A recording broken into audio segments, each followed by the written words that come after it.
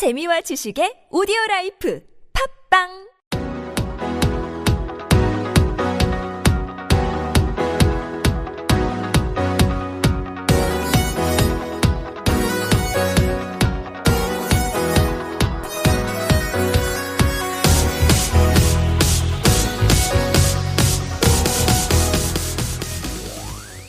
네, 2부입니다. 2부 계속해서 진행해 주시죠. 네, 2부를 시작하겠습니다. 너 2부 한다 그랬더니 서과장이 하품했어. 얘 또 조나단 에드워즈 그냥 그놈의 조나단. 또 시작이야? 쉬는 시간에 잘했다고 칭찬해줬어. 신학 수업인 줄 알았어. 막 그런. 네, 에드워즈에 대해서 계속해서 얘기를 해보도록 하겠습니다. 에드워즈가 그렇게 회심을 한 후로 만든 게 있어요. 유명한 건데 결심문이라는 거를 만들었거든요. 결심문? 네. 에드워즈가 사실 기록의 사람이었어요. 평생 동안 에드워즈가 1400개에 이르는 신학, 철학, 성경 그리고 기타 지적 관심사에 대한 묵상록을 남겼거든요. 이 사람의 신학 묵상일기라고 미셀런이라고 있어요. 약간 파스칼의 방세 같은 느낌? 그런 것들이 있고요. 그래서 에드워즈는 항상 공부와 자신의 삶과 세상에 대해서 사고하는 것을 좋아했고 또 이런 묵상한 것들을 실행에 옮기는 일에 탁월한 사람이었어요. 그냥 사색만 하고 그냥 몽상하는 몽상가가 아니라 이러한 것들을 즉시 판단하고 또 행동으로 연결을 하는 것이 믿음이고 신앙이다라고 생각을 했던 사람이에요. 그래가지고 이런 자신의 열정과 신학을 실행에 옮길 수 있도록 구체적인 70가지 결심문을 몇 달에 걸쳐가지고 작성을 해버립니다. 네. 설마 그 70가지를 다 읽을 건 아니죠? 네, 70가지 다 읽을 겁니다. 진짜? 2부는 그렇게 마무리하도록 하겠습니다. 나 그 70까지 읽어주는 어떤 유튜브를 들은 적이 있거든요. 진짜? 10개도 못 들어서 계속 잠이 드는 거예요. 네. 유튜브로 조나단 에드워즈라고 치면은 첫째 줄에 조나단 에드워즈의 생애라고 뜨는데 어떤 여성분이 나레이션을 하는데 조나단 에드워즈의 생애. 진짜 졸리더라. 진짜 이렇게 얘기해? 차에서도 들었는데 남편이 운전하다가 사고 낼 뻔했어요. 그거 듣다가. 그는 너무 느리고 운전하시는 분들은 이제 저희 방송 들으시다가 졸리시면은 잠깐 멈추시고, 제가 운전하다가 졸릴 때 쓰는 방식이 있어요. 이거는 100%야. 내가 뭘 먹든 무슨 껌을 씹든 졸음을 못 이기는데, 저는 졸릴 때 그 음악 들어가가지고서 어플 들어가가지고 그 오렌지 캐러멜 노래 들어요.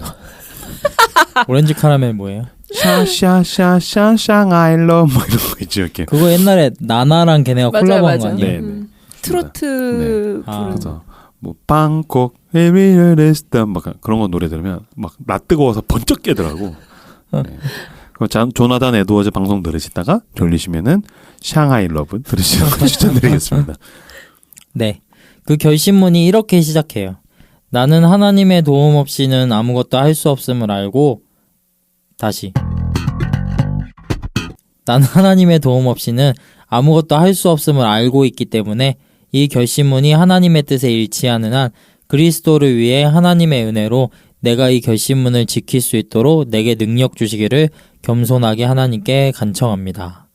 잊지 말고 매주 한 번씩 이 결심문을 읽자. 몇 가지만 소개하려고 그래요. 결심문 1. 전생애 동안 최우선적으로 힘쓸 일. 나의 전생애 동안 하나님의 영광과 나 자신의 행복과 유익과 기쁨의 최상의 도움이 되는 것이면 무엇이든지 하자. 지금 당장이든지 아니면 지금부터 수많은 세월이 지나가든지. 시간은 전혀 고려하지 말자. 내가 해야 할 의무와 인류 전체의 행복과 유익에 최상의 도움이 되는 것이면 무엇이든지 하자. 내가 부딪히게 될 어려움이 무엇이든지 간에 또한 그 어려움이 아무리 많고 크다 할지라도 그렇게 하자. 굉장히 멋있는 것 같아요. 네. 결심문 4. 하나님의 영광에 도움되는 것이 아니면 영혼에 관계된 것이든지 육체에 관계된 것이든지 또한 적든지 많든지 간에 어떤 것이라도 절대로 하지 말자. 만일 내가 그런 일을 피할 수 있다면 피하자. 결심문 6. 약간 싸이월드 감성이네요. 아니 위대한 신학자의 결심은 싸이월드 감성이라고. 아 나도 순간 야 이게 조나단 에드워즈니까 다행이지. 그러니까. 만약에 이걸 내가 오늘 페이스북에 올렸으면 댓글에 아유 오늘 진지충 납셨네. 막 약간 이렇게 신앙 되게 좋은 고등학교 오빠가 쓰는 느낌? 옛날 싸이월드에 그 이렇게 메인에 머리글이 있었잖아요. 약간 그런 거죠. 그러니까 이게 글이 위대해서 그런 게 아니라 그거를 300년 전에 써놓고 그거를 실행했다라는 게 위대한 거예요. 부단히 그렇게 살려고 그치. 노력했으니까. 그러니까 조나단 에드워즈의 삶과 그의 저작물들과 열매가 없었다면 이건 그냥 내가 했으면 그냥 진지충이지. 결심은 6. 내가 살아있는 돌리려고 동안 그래. 내가 살아있는 동안 샹하이로브 틀어주세요. 힘껏 살자. 아 읽기 싫으네요. 두 개 더 아닙니다, 준비했는데. 아닙니다. 네. 아 근데 그 인브로그 한 말이나 서 과장님이 한 말 맞는 것 같아요. 준비한 데까지 읽어줘요. 아니 뭐 다른 것도 근데 비슷한 내용이에요. 뭐 결심문 37. 매일 밤 잠자리에 들기 전 내가 게으름을 피웠는지, 내가 무슨 죄를 지었는지, 내가 자신을 부인했는지 등에 대해 자문해보자. 또한 근데 요즘 약간 그런 풍조가 있거든요. 뭐냐면은 신앙에 대해서 생각을 할 때 우린 연약해서 어차피 안 돼. 라는 것 때문에 이게 물론 맞는 말이기도 한데 그것 때문에 사람들이 삶의 기준을 막 놓고 살거든요. 사실 한 10년 전까지만 해도 이러한 결심들이 싸이월드 되게 난무했었거든요. 그럼요. 저 실제로 그때 이거 결심문 1 있잖아요. 제 싸이월드 메인 글이었어요. 아 그래요? 네, 메인 글이었어요. 아니 이렇게 종이 다이어리 쓸 때 저도 맨날 그 제일 앞에다가 음. 저런 다짐들 막 네. 성경 구절 막 이런 거 써놓고. 근데 그랬죠. 이게 이 시대가 조금 이렇게 변모하기 시작을 하면서 결심들이 없어지는 시대가 된 것 같아요. 야, 나 지금 김사부가 최근 했던 얘기 중에서는 가장 인상적인 얘기인 것 같아. 아 그래요? 내가 느꼈던 가려웠던 부분들을 말로 표현해 준 것 같아요. 얘기 듣고 보니까 나도 진짜 그걸 최근에 느끼는 것 같아. 왜냐면 예전에는 하나님을 믿고 그리스도를 따르기 위해서 이것저것을 해야 된다. 그리고 그게 굉장히 실용적으로 자기계발서랑 적용이 되면서 해야 될 게 많아졌다가 최근에 10년에는 좀 냅둬. 뭐 우리는 삶이 너무 지쳤어. 피곤해. 그러니까 날 그냥 인정해주고 좀 받아줘라는 분위기로 가는 게 아닌가? 뭐 게으를 권리에 대해서 이야기하기도 하고.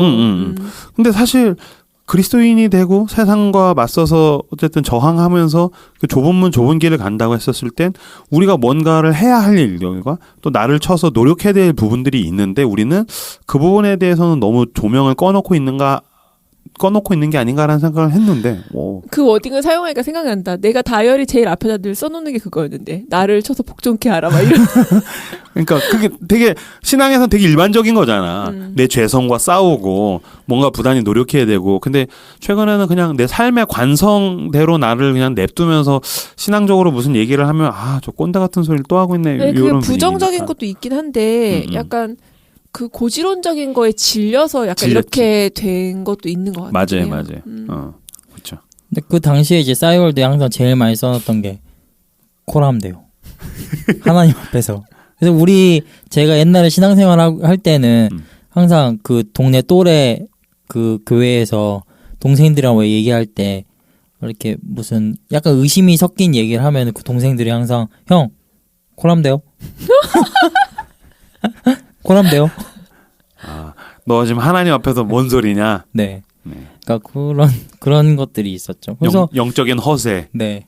그 결심이 사라져가는 시대인 것 같아서 저도 최근에 이런 것들을 돌아볼 때 사실 결심을 했다는 거는 정말 의지가 발휘됐다는 거고 그런 의지가 발휘됐기 때문에 회개할 여지가 있는 거잖아요. 근데 요즘 사람들은 결심을 안 하니까 회개도 안 하는 거예요. 그렇지. 그게 되게 악순환인 것 같아요. 그러니까 여러 가지 것들이 이제 아까 말한 뭐 고지론적인 부분에 질리고 또 워낙 위로가 필요한 시대니까 그런 것들을 다 아우르더라도 좀 절충을 찾아가지고 다시 사람들이 결단, 뭐 헌신, 거룩 이런 거에 뛰어들게 할 수 있다면은 얼마나 좋을까라는 그걸 생각을 하게 나쁘게 되더라고요. 이용하는 그쵸. 너무 악용된 게 많죠. 목사님들만 없으면. 그렇죠. 네. 이렇게 결심문을 에드워즈는 작성을 했고 이거를 매주 읽으면서 경건을 실천하기 위해 가지고 애썼습니다. 그 후에 이제 회심 이후에 목회 생활에 대해서 간단하게 말씀을 드리자면 1923년 9월에 예일대학교 석사 과정을 졸업할 때까지 계속 공부했어요. 엄청나게 그냥 공부가 삶이에요, 이 사람은. 그리고 졸업한 다음에는 예일대학교에서 선임교수직을 제안받아서 가르치게 돼요. 이때 나이가 20살입니다. 원래 목회를 바로 하고 싶었는데 여러 가지 문제로 일이 틀어지는 바람에 교수를 하게 된 거지만은 열심히 했습니다. 그러다 병이 나버렸어요. 몸이 선천적으로 약해요. 삐쩍 말라가지고 건강관리도 제대로 안 해요. 결심문에 보면은 과식하지 말자라는 얘기 있거든요. 음식물을 극도로 절제하자라는 얘기가 있어요. 그래가지고 막 근데 뭐 극도로 절제하는 게 또 몸에 좋은 것만 먹은 건 아닌 것 같아요. 그래가지고 결혼을 일찍 하지 않았어요? 네. 이때 결혼했어요? 1926년에 에드워즈의 외할아버지 솔로몬 스토타드, 아까 말했던 그 유명하신 분, 그분이 부목사가 필요했습니다. 그래가지고 1926년 9월에 교인들을 통해가지고 에드워즈를 스토타드의 보조사역자로 뽑았습니다. 그리고 1927년 2월에 교회에서 에드워즈에게 목사 안수를 줍니다. 그리고 이 시기에 사라 피어폰드라는 여인을 만나 사랑에 빠지게 되고 결혼을 하게 됩니다. 되게 지성적으로 탁월한 사람이기 때문에 사랑할 때도 그런 거 잘 못할 것 같이 했는데 또 이 사람 지성적에도 탁월하지만 감정적인 부분에서도 엄청 표현이나 그런 감각들이 뛰어나기 때문에 이때와 그런 구애하는 편지 같은 것들이 기록으로 있어요. 그런 싸이월드 갬성이랑 조금 비슷하긴 한데 그런 것도 되게 글을 써가지고 표현을 하더라고요. 자꾸 싸이월드 얘기하니까 야 싸이월드 이번에 문 닫는다며. 문 닫아버렸어요. 그러니까, 얘기도 없이. 나... 그래서 사라 피어폰드랑 결혼을 합니다. 그리고 1730년에 제루샤라고 하는 첫째를 출산합니다. 그리고 32년에 에스더를 출산합니다. 34년에 메리를 출산합니다. 36년에 루시를 출산합니다. 38년에 티모시, 40년 수자, 총 10명의 자녀를 출산합니다. 그 엄마 10년 동안 배가 불러 있었구나. 2년 터울로 이렇게. 10명이에요? 네, 10명이요. 근데 대단한 것 같아요. 아니 아이를 한 명만 낳아도 여자 몸은 정말로 엄청나게 망가지는데. 물론 10명이면 어마어마하게 많이 낳았지만 네. 제가 했었었고 지난 방송을 다시 돌려보시면 그 존 웨슬리는 17명을 낳지 않습니까? 엄마가. 그래서 존 웨슬리는 17명 중에서 15번째. 아, 네. 번데기 앞에 주름을 잡았고. 그렇죠. 네. 그래서 에드워즈랑 이 사라는 고상함과 깊은 권위를 발산했고 아이들로부터 사랑과 신뢰를 받았다고 얘기를 해요.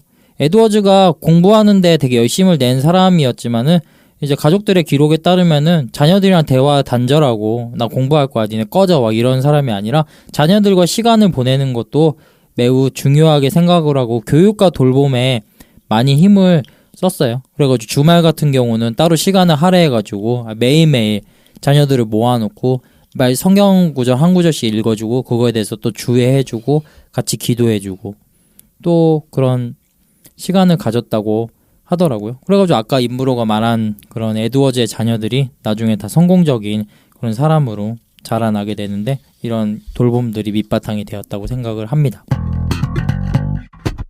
네, 여기까지가 에드워즈의 그 후의 목회에 대한 이야기고 이제 중요한 내용인데 바로 이 에드워즈가 왜 위대한 사람으로 꼽히게 되는지에 대한 가장 중심에 있는 대각성 운동에 대해서 얘기를 해보고자 합니다.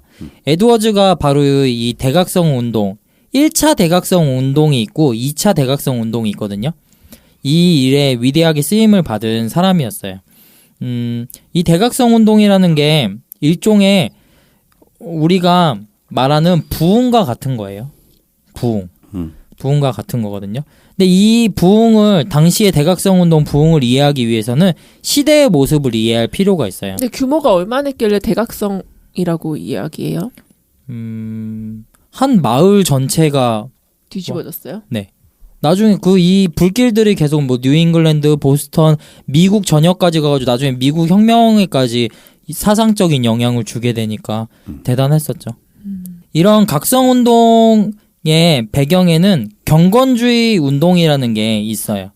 경건주의 운동이라는 거는 뭐였냐면은 당시에 이제 뉴잉글랜드도 그렇고 이제 신앙들이 점점 기독교가 국교화가 되면서 문화화가 되고 어떤 종교화가 돼가지고 사람들이 그냥 너무 자연스럽게 스며들게 되는 거예요.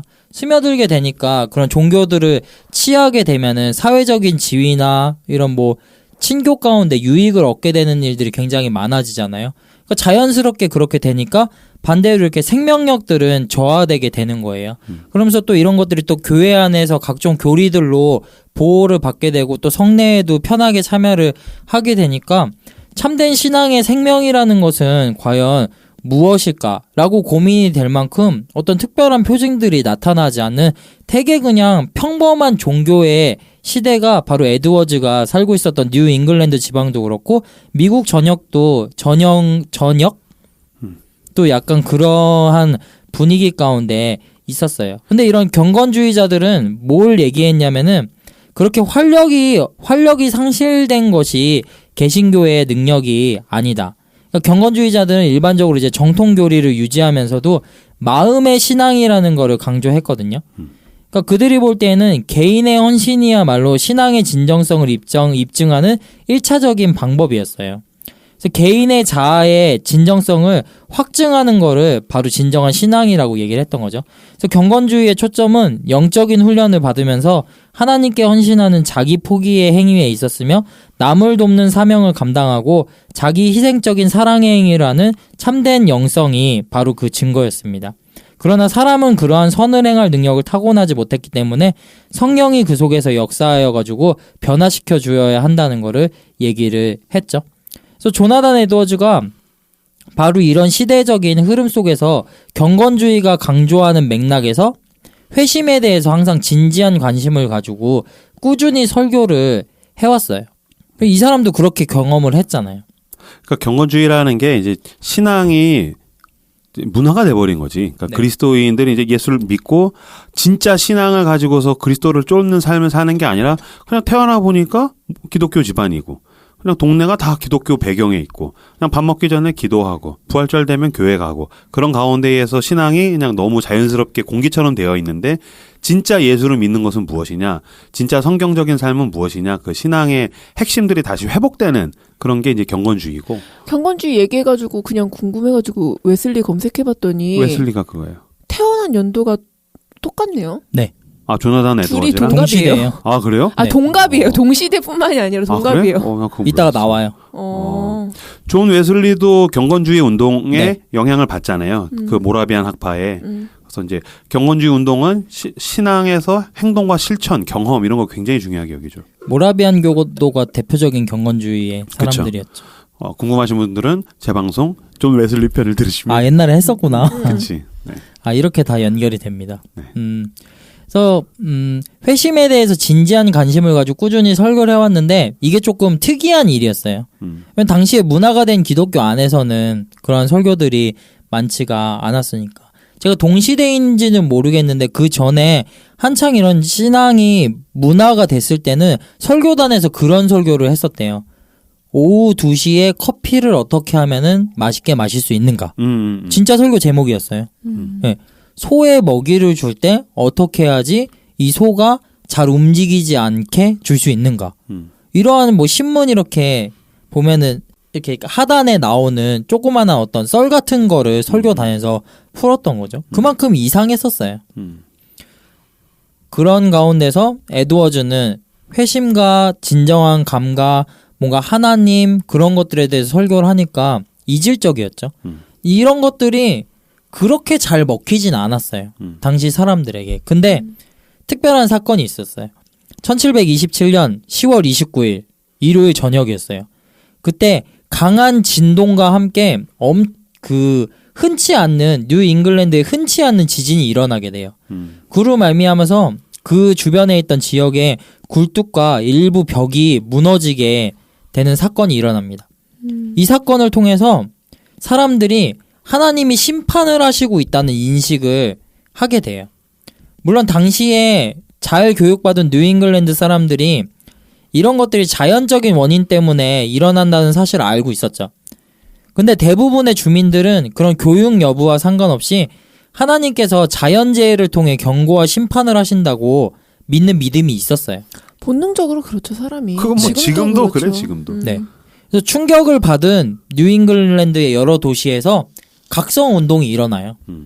우리가 하나님 앞에서 하나님이 지금 이렇게 그리고 지진은 보통 재해가 아니잖아요. 그렇죠. 그럼 완전 손 쓸 수도 없는데 그런 것들을 겪고 나서 그렇죠. 하나님 앞에서 우리가 각성하자. 그런 위협 앞에서 인간이 어떤 영적인 감각들이 확 살아나는 게 있지. 갑자기 지금 생각나는데 왜 예전에 우리나라 좀 북한이랑 관계 위태위태했을 때 왜 흑인이 막 전쟁 난다 그랬는데. 데이비드 오어라는 사람이 근데 막 있었죠. 되게 많은 사람들이 어떻게 큰일 났어 막 그랬잖아. 지금 생각해보면 진짜 코미디지. 네. 그죠. 그 이야기도 이따 제가 할 거예요. 네. 그래서 이 사건을 인해서 에드워즈가 목회하고 있었던 이제 노스햄프턴에서 작은 부흥이 일어나고 20명 정도가 회심을 하게 돼요.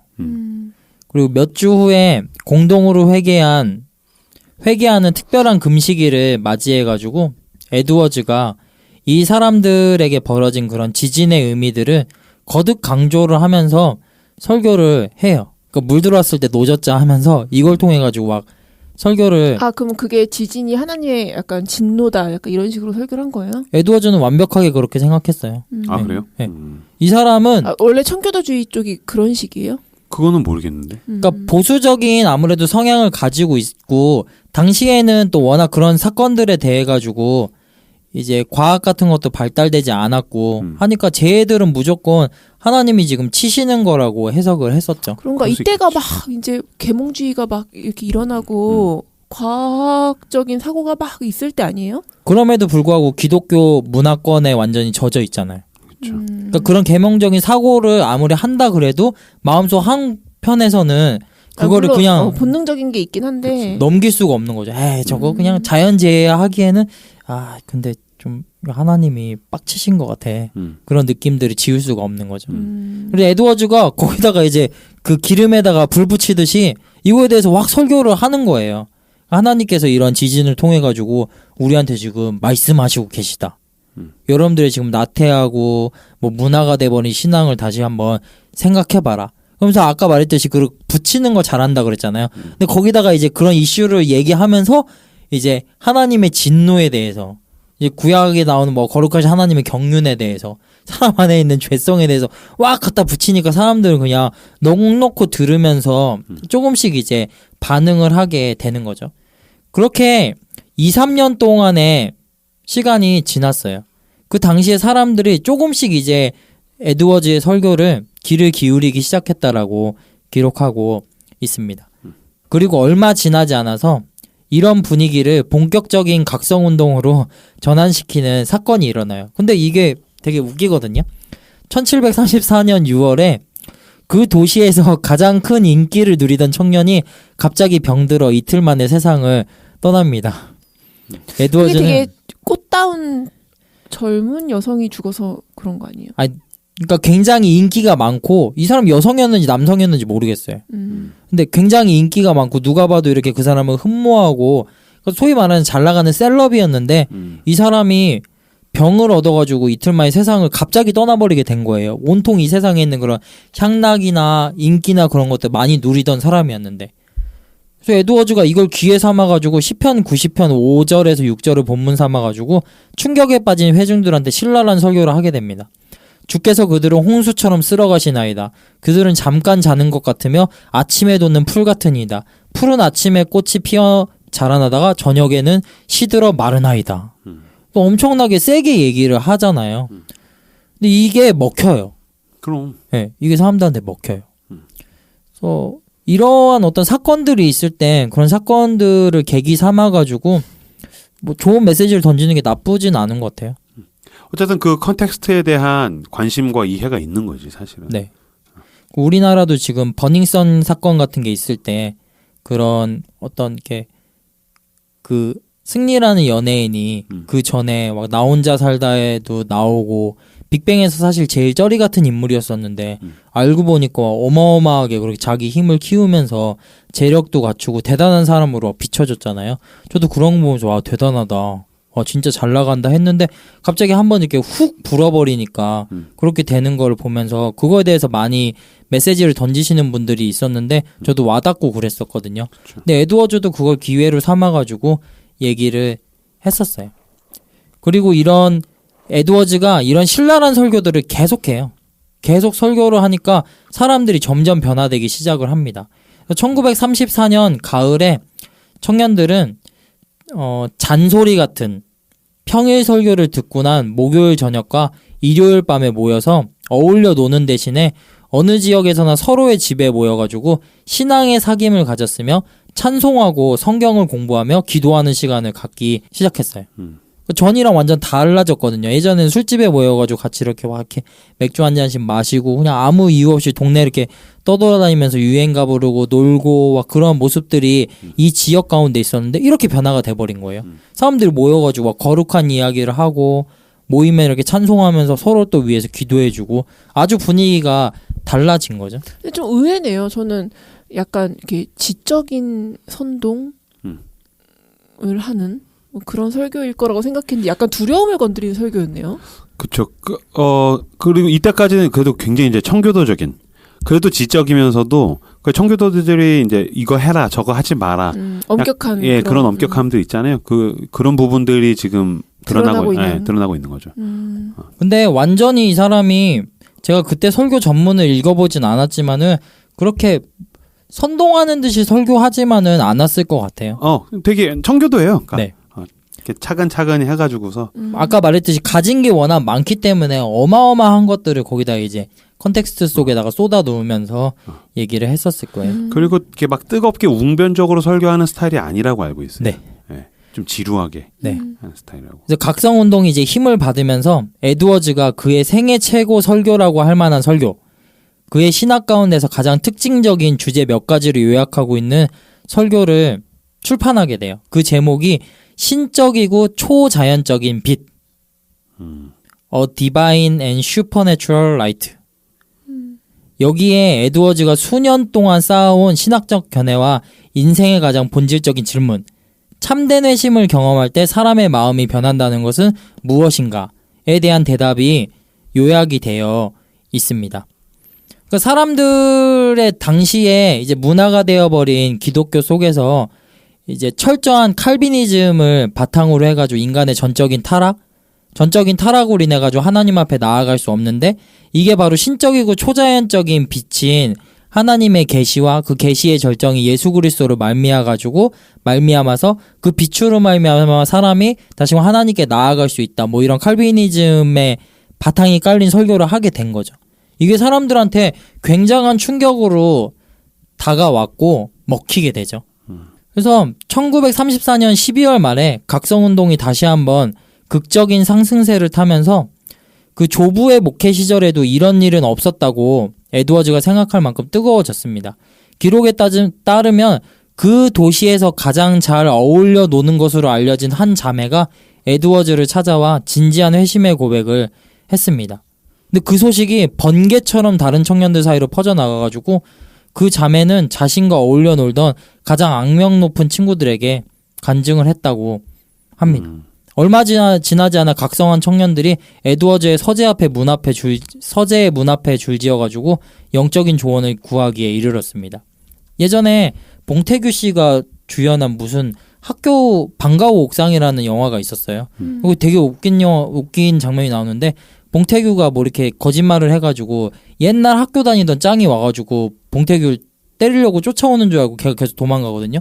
근데 봉태규가 마지막 막다른 길에 가로막혀가지고 담을 이렇게 넘으려고 그러는데 갑자기 그 짱인 애가 봉태규를 딱 잡아가지고 천천히 내려줘요. 그래가지고 이제 걔가 맞을 것 같아가지고 얼굴을 딱 가리는데 걔가 무릎을 꿇더니 봉태규한테 미안하다고 사과를 하는 거예요. 야, 너 왜 그래? 그러니까 걔가 갑자기 딱 일어나면서 누구야? 나 하나님을 만났어. 난 그분의 어린 양이 되었어. 그러면서 간증을 하는 거예요. 그게 되게 웃겼거든요. 근데 그걸 이제 제 옆에 있던 어떤 동생이 보면서 저한테 그 동생 말투가, 형, 근데 저거 완전 내 얘기인데? 뭐가 네 얘기한 거? 나 짱이었거든.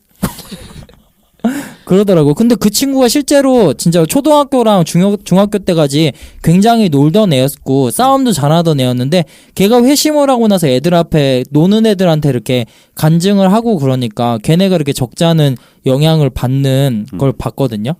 그런 거랑 약간 비슷한 이야기지 않았나. 그렇죠. 그러니까 제일 놀던 여자 한 명이 그 동네에서 어느 정도인지 모르겠지만은 제일 놀던 여자의 한 명이 와 쟤는 진짜로 교회에 와서 정말 안 되겠다. 어떻게 저런 애가 뭐 신앙을 가질 수 있겠어라고 한 그러니까 회심과 은혜의 대상에서 가장 멀리 있었던 사람이 갑자기 이런 은혜로운 반응을 해가지고 그렇게 될 정도였으니까 엄청난 영향을 끼치게 된 거죠. 네. 그래서 봄이 될 무렵에는 마치 온 도시가 놀라운 각성의 열기에 휩싸인 것처럼 보였습니다. 에드워즈는 사람들이 만나면은 거의 영적인 이야기만 나눈다고 썼어요. 네. 에드워즈는 누구의 마음이 참으로 영적으로 변화되었는지 진정으로 아시는 분은 하나님뿐이라는 사실을 인정하면서도 주민 1000명당 무려 300명이 영적으로 변화된 사람의 대열에 합류했다고 판단을 합니다. 저는 이거를 보면서 와 놀랍다. 제가 최근에 생각한 게 요새는 왜 이런 회심의 역사들에 대한 소식이 들려오지 않는 거지? 회심은 사라지는 건가? 그런 고민들 되게 많이 했거든요. 이게 되게 충격적이었어요. 그러니까 요즘 우리가 왜 어디 교회 누구 목사님 설교 진짜 잘하더라. 은혜롭더라. 그런 얘기들은 어디서나 항상 들려오는데 야 거기 진짜 회심의 역사가 일어났고 누가 하나님을 만났더라. 진짜 그 사람 교회 안 다니고 그랬었는데 그 사람 회심하고 하나님께 돌아와서 새롭게 거듭났더라. 그런 얘기들은 사실 거의 들려오지 않잖아요. 요새 교회에서 뭐 그런 회심하고 그런 역사도 거의 안 보이는 것 같잖아요. 근데 이런 것들이 실제로 이 시대 가운데 일어났다는 거죠. 그래서 와 다시금 이런 회심의 은혜들이 이러한 교회 안에서 일어날 수 있으면 얼마나 좋을까 그런 생각들을 하게 된 것 같아요. 어떻게 생각하세요? 이런 회심에 대해서? 아 근데 회심뿐만이 아니라 지금 우리가 계속 되게 종교적인 시대의 인물들을 다루면서 왜 이때는 이런 기적과 이적들이 있는데 왜 지금은 없을까 뭐 이런 이야기들 나눴었잖아요. 네. 근데 전 지금도 살짝 의문이기는 해요. 어떤 면에서? 그러니까 지금은 그런 회심이 없는 게 아니라 다른 모양인 게 아닐까. 그럴 수 있지. 어. 근데 그럼에도 불구하고 그 당시에 사람들의 반응을 보면 지금은 굉장히 고대 사회니까 이런 일들이 당연히 일어났군이 아니라 말도 안 돼라고 되게 또 지금 의심하듯이 지금 그런 걸 말도 안 되게 여기듯이 이상하게 여기듯이 그런 반응이 그때마다 다 있거든요. 프란치스코 때도 있고 콘스탄티누스 때도 있고 뭐 똑같이 조나단 에드워즈 때도 있고 지금도 있다고 난 생각 그러니까 모양이 조금 더 성숙하고 트렌디해졌지만 그런 반응은 어느 시대나 늘 있다고 보기 때문에 저는 사실 그런 신비나 그런 기적이나 그런 회심 같은 걸 좀 추구하는 편이에요. 나는 나에게서 그게 일어날지는 모르겠지만 나는 나와 우리 속에서 그런 일들이 일어날 수 있다고 믿고 그런 일들이 일어났으면 좋겠다라는 생각을 좀 하는 편이에요. 나는. 저는 기적에 대한 정의가 좀 달라서. 그렇죠. 물론 그래요. 나도 나에게 있어서 가장 큰 기적은 예수를 믿는 게 제일 큰 기적이라고 생각을 해요. 믿어지는 그렇죠. 거. 그렇죠. 근데 그럼에도 불구하고 일어나지 않는 일들, 일어나기 힘든 일들, 또는 우리가 기대하는 일들이 일어날 수 있다라고 저는 믿는 편이에요. 나는 개인적으로. 신비의 영역.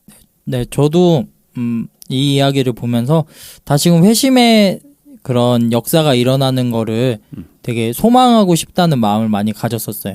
고등학교 때 그런 경험들 되게 많이 했었거든요. 저도 약간 그렇게 회심을 한 편이고 물론 그 안에 다 제가 한 경험처럼 똑같은 거를 국한시킬 수는 없지만은 그때 당시에는 저도 그 소규모의 부흥가 같은 것들을 경험했었는데 매주 이제 고등부에 이제 새로운 아이들이 와가지고 그 아이들이 그 교회 문화권 안으로 들어오고 거기서 수련회 같은 데 가가지고 정말로 복음을 듣고 하나님을 전혀 몰랐던 애들이 그런 약간 진정한 감각에 가까운 것들을 갖게 되고 또 새롭게 되고 그런 역사들이 되게 많이 일어났거든요. 그래서 한 80명이었던 고등부 나중에 150명까지도 되고 뭐 그러한 역사들을 경험했었기 때문에 그런 것들에 대한 향수가 아직 많이 남아있는 것 같아요. 그리고 그런 교회에 있어가지고 진짜 어떤 하나님의 영광이 나타나는 순간은 정말 하나님을 모르는 죄인이 교회 안으로 들어와서 복음을 듣고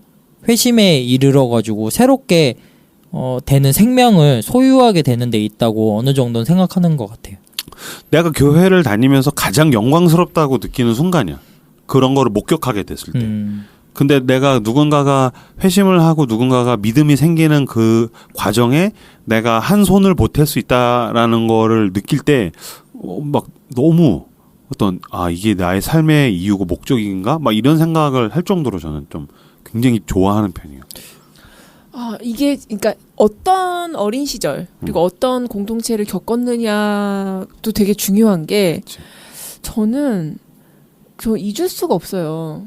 뭐 이렇게 할렐루야 빨리 하면 방언이 터진다 이렇게 지도하던 목사님, 그러니까 우리를 그리고 우리를 그 광란의 그 기도의 도가니로 몰아넣기 위해서 막 애를 쓰는 그 목사님. 나는 그때 우리를 막 그 감정적으로 어떻게든 흥분시켜가지고 막 이렇게 하려던 것, 저는 거기에서 벗어난 게 너무 다행이라고 생각하거든요. 그러니까 그때 막 울면서 기도하면서도 눈물은 나고 뭔가 하나님을 향한 열정과 막 간절함이 있으면서 동시에 마음 한편에서 이게 뭔가? 쟤는 나 같은 생각을 안 하고 있을까? 뭐 제가 하는 방언은 진짜일까? 이런 생각이 동시에 일어나는 나를 기억하거든요. 그러니까 그게 뭐 가짜였다, 거짓말이었다, 100% 그렇게 생각하진 않아요. 저도 그때 그 감정들이 되게 소중하지만 그 집단적으로 어떻게 이렇게 몰아가려고 했었던 그 무식함에서는 벗어난 걸 사실 저는 조금 감사하게 생각하고 있거든요. 저는 그 정도 극단적인 공동체는 아니었지만은 뭐 서로 다 미숙함이 있기 때문에 완벽할 수는 없다고 생각하거든요. 제가 인상적이었던 거는 항상 이렇게 수련회 같은 데 가면은 불 끄고 음악 깔아놓고 기도하는 시간이 뭔가 하이라이트잖아요. 그때는 그래서 항상 이렇게 뭐 깨진다라는 표현을 많이 썼어요. 제가 아직 이렇게 보면은 애들이 다 이렇게 뭐 리더나 임원들이 다 리스트가 있어요. 그래서 얘는 깨진 애들, 얘는 안 깨진 애들 그래가지고 그 기도하는 시간에 깨뜨리려고 가거든요. 어떻게 가냐면 이렇게 2인 1조로 가가지고 이렇게 혼자 이렇게 무릎 꿇고 기도하고 있으면 가가지고 같이 막 울면서 기도해주거나 손을 얹고 기도해주면은 실제로 그때 이렇게 성령께서 역사해 주셔가지고 진짜로 이렇게 하나님을 만나고 그런 친구들도 많았었거든요. 근데 저랑 아는 형이랑 2인 1조였는데 되게 웃겼던 게 이렇게 하도 많이 다니니까 애들이 많으니까 그러다가 이제 딱 가야 되는데 서로 망설이다가 눈빛 딱 보고선 가자 이러고 되게 비장하게 갔었던 기억이 있는 것 같아요. 오늘 이렇게 방송을 이야기하다 보니까 우리가 기독교 방송이 많네요. 네. 오랜만에 굉장히 기독교 방송다운 내용들을 다루고 있어서 아주 흡족합니다. 네. 어쨌든 이러한 놀라운 이제 역사들이 일어나고 있는 가운데 에드워즈가 중대한 결정 하나를 내려요. 부흥의 이런 대각성 운동에 대한 이야기들을 기록을 하기로 한 거예요. 이제 신중한 관찰자가 자신이 관찰한 자연현상에 대해서 이제 기록을 해가지고 다른 과학자들에게 알리는 논문 같은 것들이 있잖아요. 또 그런 것들은 뭐 언제나 있었고 당시에는 더 그런 풍조들이 많아가지고 그렇다면 나도 이런 놀라우신 하나님의 역사에 대해 가지고 잘 써가지고 지금 여기 일어난 부흥들이 너무나 귀한 거니까 잘 기록을 해가지고 동료 성직자들한테 보내자. 그렇게 해가지고 이 일을 통해 가지고 각성운동의 잠재적인 영향력을 더 크게 확대시키며 지속시키려고 했던 거죠. 그래서 에드워즈가 보스턴의 지도자적인 성직자 벤저민 콜먼 목사에게 내가 이러이러한 것들을 지금 준비하고 있는데 이런 것도 한번 봐주셨으면 좋겠고 더 전해주셨으면 좋겠다라고 길게 편지를 써가지고 얘기를 해요. 이 콜먼이란 사람이 영국의 유력한 성직자들에게 퍼져 있었던 이 놀라운 각성운동의 이야기에 전부터 관심을 가지고 있었거든요. 근데 사건이 일어나요. 1735년 6월 첫째 주일 각성운동이 한창이고 있을 때 안식일 아침 도시의 지도자 중인 한 사람인 조셉 홀리가 절망에 못 이겨 자기 목을 메어 죽어요. 이 사람이 에드워즈의 이모인 솔로몬 스토타드의 작은 딸과 결혼한 사람이었어요. 그래서 이 홀리 이모부의 자살로 각성운동이 불같은 기세를 잃어버려요. 실제로 많은 부흥이 일어나고 있던 지역 전체에 홀리의 끔찍한 소식이 전해지면서 자살 열풍까지 불기 시작해요. 그러니까 발제 내용이랑 오늘 그 사건이랑 겹치면서 이거 발제 그냥 내용을 준비할 때는 그렇게 뜨거운 부흥의 불길이 일어나고 있는데 이런 사건이 그 큰 문제가 됐을까 생각을 했었는데 확실히 문제가 됐을 것 같더라고. 그렇지. 그 대각성 운동의 네. 진실성을 의심하는 사람들이 생기겠지. 근데 하나님이 하신다면 이런 이 슬픔과 비극이 음. 어떻게 있을 수 있나? 그리고 이 사람은 분명히 하나님을 만났다라고 고백했던 사람인데, 어떻게 그렇게 죽을 수 있나? 그 사람의 어떤 신앙 고백의 진실성이 훼손되는 거잖아요. 네. 그렇게 여겨지게 되는 거잖아요. 그래서 여기서는 이렇게 부흥의 불길이 쇠락돼가고 있었는데 다른 나라에서 이제 그 에드워즈가 기록한 부흥의 이야기가 예상치 못한 결과가 나타나고 있었어요. 이제 그 아까 벤저민 콜번이라는 사람이 그 에드워즈가 보낸 각성 이야기를 통해 가지고 깊은 감명을 받고 이 이야기를 두 명의 친구 아이작 와츠와 존 가이즈에게 나눠줘요. 아이작 와츠는 그 사람이잖아요. 어메이징 그레이스 작곡한 사람 맞나? 맞는 것 같아요. 맞는 것 같은데. 아무튼 맞는 것 같아요. 이 사람 되게 유명한 찬송가 작곡가예요. 네. 이 편지 사본을 보내가지고 나눠주니까 이 사람들이 흥분을 해가지고 너무 좋아하는 거예요. 그러면서 콜만한테 요청을 해가지고 그 이야기를 좀 더 자세히 써가지고 출판해달라고 이 일에 꼭 힘을 써달라고 얘기를 합니다. 그래가지고 에드워즈가 이 연락을 받고선 좀 더 긴 원고를 써가지고 콜만에게 보냈고 그것을 축약해가지고 이제 해필드에 있는 에드워즈의 이모부 윌리엄 윌리엄스의 설교 몇 편에 딸린 부록으로 출판을 하게 됩니다. 그러니까 에드워즈 마을은 오히려 그 자살 소동 때문에 네, 이제 조금 이제 그 부흥의 열기가 식었는데 네, 그 편지를 읽은 다른 마을에서 네, 다시 그 불씨가 살아났다는 얘기예요? 네. 그래가지고 그 원고를 와츠랑 가이즈에게 보냈고 그들이 약간의 편집을 거쳐가지고 출판합니다. 그리고 미국판, 독일판이 이어서 출판돼요. 이 책의 제목이 하나님의 놀라운 역사에 대한 충실한 이야기, 뭐 신실한 이야기 이건데 우리나라 버전으로는 놀라운 회심 이야기라고 번역이 됐어요. 읽어보면 되게 재밌어요. 아이작 와츠는 그 만왕의 왕 내 아, 주께서 왜 고초당했나, 뭐 주 달려 죽은 십자가 내가 생각할 때 뭐 그런 노래 불렀네요. 어메이징 그레이스는 다른 사람일 거예요. 그 네네. 영화로도 있는데. 네, 네. 네. 이 책이 굉장히 재밌어요. 보면 막 5살짜리 아이가 그때 당시 그 지방에서 살던 애가 갑자기 그 에드워즈 목사님의 설교를 듣고 자신이 너무 죄인인 것 같아가지고 몇 날 며칠을 마구간에 처박혀가지고 저녁마다 가가지고 와 기도를 하고 있는 거예요. 그래서 부모님이 계속 가서 너 거기서 뭐하냐 그러니까 나는 하나님 앞에서 너무 죄인인 것 같고 나는 어둠에 휩싸여 있다고. 그 5살짜리 애가 예. 그 글을 읽고 설교를 듣고. 예. 그래가지고 계속 그러고 있으니까 걱정돼가지고 있다가 다음 주에 갔는데 갑자기 애가 너무 밝은 표정으로 하나님을 찬송하고 있다는 거예요. 그래서 왜 그러냐 그러니까 참빛인 예수님이 내 안으로 들어오셨다고. 뭐 그러면서 그런 이야기들이 굉장히 많아요.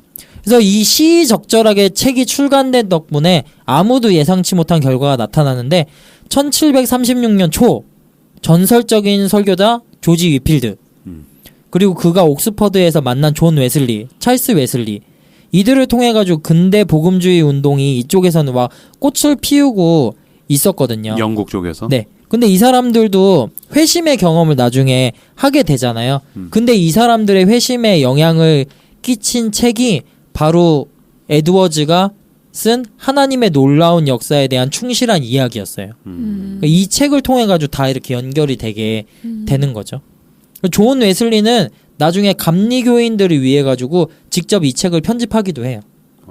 그래서 1차 대각성 운동은 그 노스햄프턴 주위에서 그런 식으로 쇠락했지만은 막 타오르다가 쇠락했지만은 이제 다른 쪽으로 에드워즈의 영국에서? 기록을 통해 가지고 이쪽에서는 막 타오르게 된다는 거죠. 타오르게 그리고 되게 시작했죠. 재미있는 게 조나단 에드워즈는 장로교 칼빈주의자고 네. 존 웨슬리는 자유주의를 강조하는 알미니안주의인데 어쨌든 거기서 그 부흥의 불이 옮겨 붙었다는 거죠. 네.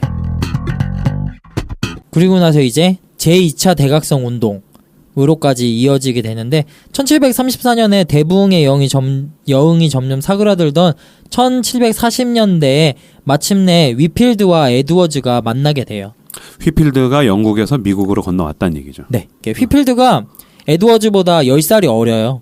아 어려요 10살이? 10살 어려요. 아. 10살 어린데 이 사람이 항상 그 역사 속에서 전설적인 설교자라고 예, 알려져 있어요. 그치 아까 존 웨슬리가 조나단 에드워즈랑 동갑이라 그랬잖아. 조지 휘필드가 존 웨슬리 동생이랑 친구거든. 휘필드가 그러니까 10살이 어리구나. 네. 아.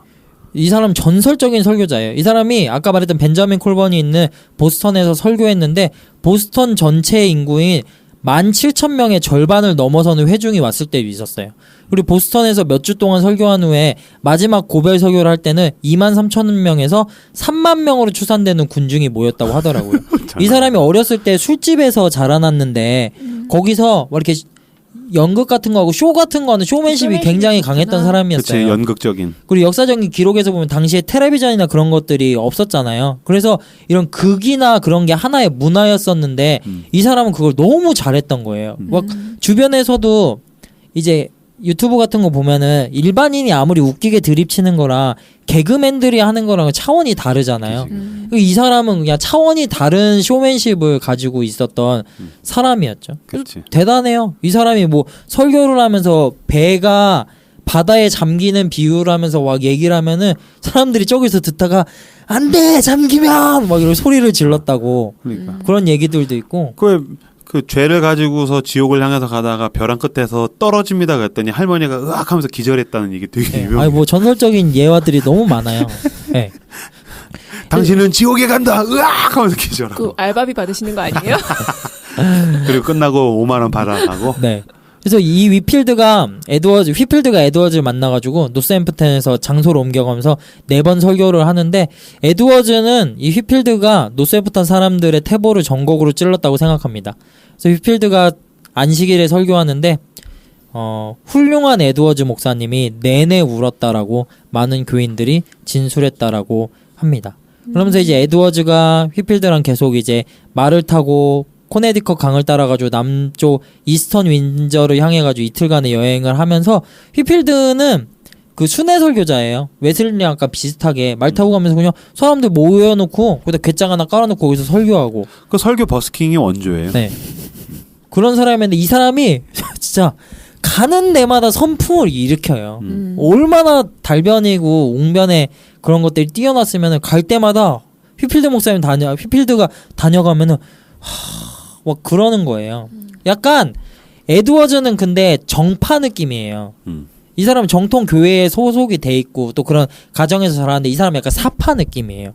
그리고 그거 있잖아요. 2차 대각성 운동에 휘필드가 와서 집회를 하면서부턴 성령 운동, 신비주의 운동이 일어나기 시작해요. 네. 사람들이 막 거품을 흘리고 네. 막 환상을 보고 방언을 하고 쓰러지고 막 이런 일들이 1차 대각성 운동 때 조나단 에드워즈가 했었을 때는 없었는데 휘필드가 설교하고 집회를 하면 사람들이 막 환상을 보고 막 넘어지고 막 그러는 거야. 근데 조나단 에드워즈는 원래 그런 거 굉장히 비판하던 쪽이었었어요. 청교도라서. 저런 거는 사탄의 짓이다. 저런 거는 하나님의 역사가 아니다. 라고 하는 쪽이었는데 조나단 에드워즈가 휘필드랑 같이 다니는데 성령 운동이 일어난 걸 보니까 이거 왠지 하나님이 하시는 것 같은 거야. 그때부터 약간 색깔이 바뀌기 시작하죠. 조나단 에드워즈가 이거 하나님이 하시는 일이다. 그래서 그거에 대해서 어떻게 바라봐야 될 것인가에 대한 책들을 막 써내기 시작하죠. 네. 그런 식으로 해가지고 이제 휘필드의 영향력이 훨씬 더 크게 에드워즈가 어떻게 보면 했던 것보다 뜨겁게 확산이 되는 거예요. 실제적으로 그런 드러나는 것들이 있으니까. 그리고 바로 이때 에드워즈가 또 물이 들어왔잖아요. 노를 졌습니다. 아주 유명한 설교. 진노하는 하나님 손에 잡힌 죄인들. 그거 되게 그로테스크한 설교 아니에요? 엄청 그로테스크한 설교예요. 저 이거 보면서 이거 너무 진짜 심하다 싶을 정도로 얘기를 하거든요. 그러니까 에드워즈가 휘필드는 진짜 탁월한 운명가였다면 이 사람 설교 어떻게 하냐면 여기다 호롱불을 이렇게 킨 다음에 이렇게 하고 읽거든요. 눈이 나빠서 원고에다가 코를 바꾸서 읽었죠. 그냥. 네. 이렇게 코를 바꾸서 읽는데 이 사람이 이 설교를 할 때 사람들이 졸도했어요. 진짜 기절을 해버렸어요. 그래가지고 되게 재밌는 게 뭐냐면은 이 설교를 하면서 가장 유명했던 구절이 뭐 이거라고 하더라고요. 여러분들은 지금 거미줄을 이렇게 여러분들이 손에 쥐고 여기 불구덩이가 있는데 여기 이렇게 달랑달랑 거리는 것처럼 하나님의 손에 이렇게 붙잡혀 있다고. 하나님이 이 손을 이렇게 놔버리면은 여러분들은 그 불구덩이에 빠져가지고 영원히 나올 수가 없다고. 하나님께서 지금 붙잡고 있는 이 손을 하나님이 지금 여러분들 참고 계신 거라고. 이런 식으로 그거에 대해서 엄청나게 설교를 해버려요. 그러니까 사람들이 이 소리 지르고 탄식하며 비명 지르고 기절하고 그래가지고 되게 웃긴 게 뭐냐면 소동이 커져가지고 하나님의 자비에 대한 내용을 못 전해요. 네, 지옥에 대한 이야기 하나님이 진노만 전하다가 자비에 대한 얘기를 못 정하고 에드워즈가 이렇게 읽다가 아 지금 너무 지금 시끄럽고 소동이 많이 나서 그런데 여러분들 좀만 잠잠해 주시고 내일 다시 설교하도록 하겠습니다. 그리고 접어요. 그럼 다음날 와가지고 하나님의 자비에 대해서 마침내 얘기를 해요. 그거 되게 특별한 거죠. 저는 이걸 보면서 어떻게 그럴 수 있을까 생각을 했거든요. 근데 제가 박영선 목사님 설교 들으면서 약간 그런 느낌을 받았었던 것 같아요. 그 목사님도 사실 설교를 잘하시지 않잖아요. 에? 달변이 아니잖아요. 달변이지. 아니 근데 그런 어떤 이런 스피치에 있어가지고 되게 소맨십이 이찬수 목사님 같은 분을 비교했을 때 그렇게 강하고 감정적으로 호소하지 않잖아요. 뭐 제목도 없이 그냥. 아니 그냥 아니야. 그래, 아니, 무슨 얘기 하려고 뭔 말인지 하는지 알겠는데 그래도 박영선 목사님은 완전히 달변이지. 그래요? 어. 근데 그런 심오함이나 약간 그런 도사 같은 분위기에서 나오는 그러니까 그런 것들이 모든 거를 사실 압도해버릴 때가 있잖아요. 그러니까 기교나 이제 웅변이나 그런 것들이 가득한 사람들이 물론 듣기는 좋은데 약간 남는 건 없지만은 박영선 목사님 같은 경우는 이사야가 뭐 하면서 그냥 뭐 제가 뭐 테니스를 쳤는데 뭐 이런 얘기 하는데 그런 것들이 되게 각인이 되고 계속 맴돌잖아요. 약간 그런 느낌이 아니었을까 생각을 해요. 그래서 이제 그런 에드워즈가 설교를 했을 때도 그런 일들이 일어나기 시작을 하면서 엄청난 그런 불길들이 막 미국 전역과 뉴잉글랜드에 번지게 되죠. 문제들이 많이 생겨나게 돼요. 에드워즈가 목회를 했던 노샘프턴 거기 지방에는 문제가 좀 덜했어요. 왜냐면 1차 대각성 운동을 거쳤잖아요. 위필드의 모습을 보면서 문제점들을 에드워즈가 지성적인 작업을 통해 가지고 싹 정리해줘요. 이건 이거고 이건 아니다. 여기까지는 허용하지만 이건 아니다라고 정리를 해줘가지고 그 안에서는 이렇게 격한 반응들이 있긴 있었지만 과하고 문제가 되진 않았거든요. 근데 밖에서는 엄청난 문제들이 일어나요. 위필드의 추종자들이 마치 조커가 그렇게 가면 쓰고 삐에로 분장하고 하니까 삐에로들이 막 일어나는 것처럼 수많은 위필드의 추종자들이 일어나가지고 개나 소나 설교해요. 개나 소나 개짝 깔아놓고서 막 그 따라하고 그런 짭탱들이 많이 늘어나요. 그래서 성령의 운동이라는 거를 빙자해가지고 말씀을 제대로 선포하지 않고 자 우리가 다 같이 뭐 이렇게 성령을 구합시다. 성령의 불 파이어, 셀 파이어 뭐 이러면서 파이어 뭐 이러면서 코카콜라 그런 식으로 그런 사이다 주세요. 막 이런. 그런 현상들이 실제로 일어나게 돼요. 그 문제들이 굉장히 많아지면서 되게 웃긴 게 세비파랑 옛비파로 갈리게 돼요. 그 뭐지? 세비파는 이 각성 운동에 대해서 지지하는 사람들, 옛비파는 이런 각성 운동을 비판하는 사람들. 그래서 에드워즈가 이 사이에 있어가지고 어쨌든 자기가 중심이잖아요. 중용을 찾기 위해 가지고 계속해서 고민하고 정리하고 또 변론하고 하면서 그때 낸 책이 바로 신앙 감정론이에요. 성경의 역사를 어떻게 분별할 수 있는가. 그래가지고 이런 지침들을 끊임없이 제시하고 계속해서 균형을 잡으면서 나아가려고 합니다. 그리고 그는 자신이 대각성 운동의 양극단 사이에 있음을 분명히 하면서 온건한 복음주의자다. 이러면서 자신의 입장을 규정을 합니다. 그리고 부흥의 가장 강력한 지지자였지만은 과잉 현상이나 일시적 열광주의의 피상성에는 끊임없이 이의를 제기하면서 각성운동은 그것이 어떤 지속적인 감정과 행동을 만들어내느냐를 통해서 검증될 필요가 있다고 그렇게 확언을 하게 됩니다. 네, 마무리하도록 하겠습니다. 에드워즈는 이런 대각성 운동을 통해서 또 쓰임받고 이게 가장 놀라웠던 사건이었고요. 그 이후에 노샘프턴 교회에서 성찬 참여 분쟁으로 말미암아서 쫓겨나게 돼요.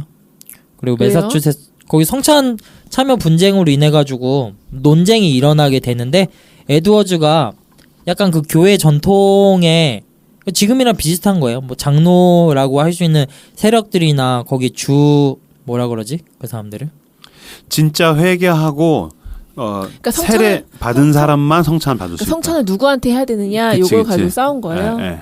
그러니까 더 소극적이었던 거예요. 그렇지. 굉장히 소극적으로 문을 닫아놓은 거예요. 그리고 이 사람들만이 진짜 구원의 성도다 이렇게 얘기하니까 반발이 일어나서 그것 때문에 갈등이 일어나서 쫓겨났다고 알고 있어요. 그 후에 이제 매사추세츠 스톡브리지에서 지역교회 목사 겸 인디안 선교사로 사역을 하게 됩니다. 인디안들을 굉장히 많이 사랑하고 거기서도 놀라운 열매들을 얻게 되었어요. 그리고 인생의 갑자기 인디안 사역은 왜 갑자기 인디안 사역? 그쪽 매사추세츠 스톡브리지 그쪽 지방이 인디안들이랑 많이 중첩되어 있는 지방이었나 봐요. 그래가지고 거기서 인디안들을 선교의 대상으로 여겨가지고 그렇게 많이 사랑하고 목회했다고 하더라고요. 그리고 인생의 거의 끝자락에서 참된 윤리의 본질과 하나님의 창조 목적이라는 전설적인 저주를 하게 됩니다. 1757년에 뉴저지 대학 총장으로 선출이 되게 되고요. 지금의 프린스턴 대학이죠. 그리고 총장직을 시작한 후 일주일 뒤에 당시 치명적인 전염병이었던 천연두에 걸리게 됩니다. 그리고 천연두에 그런 백신을 찾는 과정 가운데에서 많은 테스트를 거쳐가지고 이거 괜찮다라고 한 예방접종을 하게 되는데 오히려 그게 부작용을 일으켜가지고 더 강력하게 병이 번지게 돼요.